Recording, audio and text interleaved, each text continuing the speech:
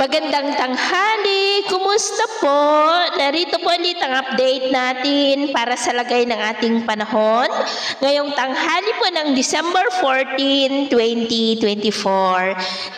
Sa ngayon po, iba't ibang weather system pa rin ang nakakaapekto dito sa ating bansa. Ang hanging amihan ang nakakaapekto po dito sa may Northern Luzon at Central Luzon, habang easterlies naman ang nakakaapekto o umiihip sa silangan ng Visayas at Mindanao.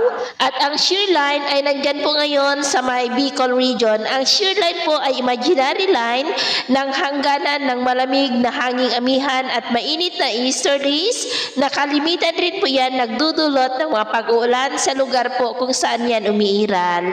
Samantala, mula po sa kumpol ng kaulapan na nandito ay may nagbabanta ulit na mabuo na sama ng panahon, at kung hindi po yan malusaw ay magsimula ng lalakas bukas na magdudulot ng mas maulan na panahon sa Visayas at Mindanao next week. At kung hindi pa rin yan malulusaw ay posible rin na tawilin yan ang Kabisayaan na magdudulot ng maulan na panahon sa may Visayas, Mindanao at ilang bahagi ng Southern Luzon. At ito naman ay pinapakita ng forecast model na ating ginagamit hanggang sa susunod na 2 linggo ay may banta nga po ng isang sama ng panahon na maaari na tatawid dito sa ating bansa, at ang development pa rin yan ang ating babantayan kung matutuloy po o hindi. At sa lagay ng ating panahon ngayong tanghali ay maayos naman ang panahon sa malaking bahagi ng ating bansa, pero dahil po sa amihan ay cloudy skies with isolated rain sa ilang bahagi ng Cagayan Valley at Cordillera. At dahil naman sa shear line ay cloudy skies with isolated rains sa ilang bahagi ng Bicol region, Northern Samar at ilang bahagi ng Quezon.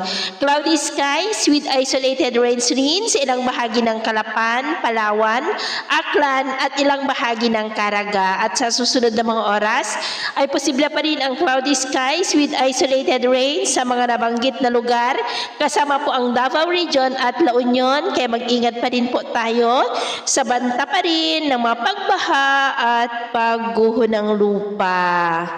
At sa atin naman pong mga baybayin, dahil sa amihan ay iwasan na muna natin ang papalaot sa mga baybayin ng Batanes, Babuyan Islands, Northern Seaboard po ng Cagayan, maging sa kanlurang baybayin ng Ilocos region at sa seaboard po ng Pangasinan, dahil ang mga alon dyan ay posible po na aabot hanggang sa 6 to 12 feet. Kaya hanggat maaari ay iwasan na po muna natin ang papalaot dyan sa mga may kulay pula para po mas makaiwas sa mga sakuna ng pangkaragatan.